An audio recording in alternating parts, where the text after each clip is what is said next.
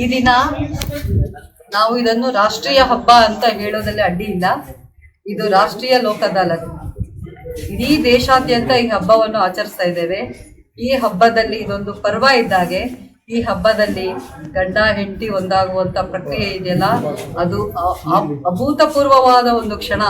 ಮತ್ತೆ ಅವರು ಹೊಸ ದಾಂಪತ್ಯದ ಜೀವನವನ್ನು ಬಾಗಿಲನ್ನು ಮೆಟ್ಲನ್ನು ಹತ್ತುತ್ತಾ ಇದ್ದಾರೆ ಅಂತ ಹೇಳೋದ್ರಲ್ಲಿ ಯಾವುದೂ ಅತಿಶಯೋಕ್ತಿ ಇಲ್ಲ. ಇವತ್ತು ನೋಡಿ ಅವ್ರ ಮುಖಗಳು ಎಷ್ಟು ಮಂದಹಾಸದಿಂದ ಮಿನುಗ್ತಾ ಇದೆ. ಗಂಡ ಹೆಂಡತಿಯರು ಹೇಗೆ ಸಂತೋಷವಾಗಿ ಹೋಗ್ತಾ ಇದ್ದಾರೆ.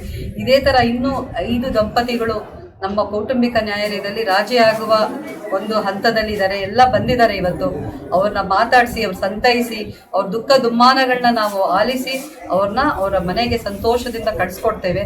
ಇವತ್ತಿಂದ ನವ ದಂಪತಿಗಳಾಗಿ ಅವರು ಹೊಸ ಜೀವನವನ್ನು ಆರಂಭಿಸ್ತಾರೆ ಅಂತ ಹೇಳ್ತೇನೆ. ಈ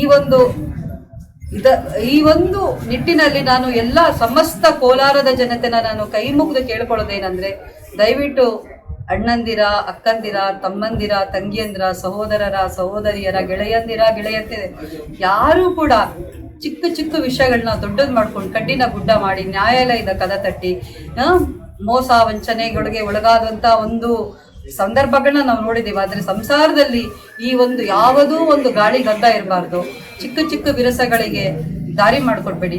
ಸರಸ ಜನನ ವಿರಸ ಮರಣ ಸಮರಸವೇ ಜೀವನ ಅಂತ ಬೇಂದ್ರೆ ಅವರು ಹೇಳಿದ್ದಾರೆ. ಆ ತರ ನೀವೆಲ್ಲ ಬಾಳಿದ್ರೆ ನಿಜವಾಗ್ಲೂ ನಮ್ಮ ಕೋಲಾರ ರಾಮರಾಜ್ಯ ಆಗೋದ್ರಲ್ಲಿ 2 ಮಾತಿಲ್ಲ. ಸಹೋದರ ಸಹೋದರಿಯರೇ, ನೋಡಿ, ನಿಮ್ಗೆಲ್ಲರಿಗೂ ಈ ನ್ಯಾಯರಥದಲ್ಲಿ ವಕೀಲರುಗಳು 4 ಗಾಲಿಗಳಿದ್ದ ಹಾಗೆ. ಅವರು ನಿಮ್ಗೆಲ್ಲರಿಗೂ ಕರ ಜೋಡಿಸಿ ಇವತ್ತು ಅವ್ರು ಬಂದಿರುವಂತಹ ಒಂದು ಇದ್ರಲ್ಲೇ ನಮ್ಗೆ ಗೊತ್ತಾಗ್ತಾ ಇದೆ ಅವ್ರಿಗೆ ಎಷ್ಟು ಆಸಕ್ತಿ ಇದೆ ಜನಗಳನ್ನ ಗಂಡ ಹೆಂಡತಿನ ಒಂದು ಮಾಡೋದ್ರಲ್ಲಿ ಅಂತ. ಈ ಒಂದು ಮಾಡೋ ಪ್ರಕ್ರಿಯೆಯಲ್ಲಿ ನೀವೆಲ್ಲ ಪಾಲ್ಗೊಂಡಿದ್ದಕ್ಕೆ ನನ್ನ ಎಲ್ಲರ ಪರವಾಗಿ ನಾನು ಅನಂತ ನಮಸ್ಕಾರಗಳು ತೋರಿಸ್ತೀನಿ. ಈ ಸರಿ 6 ಕೇಸ್ಗಳು ಪ್ರಕರಣ ರಾಜಿ ಆಗ್ತಾ ಇದೆ.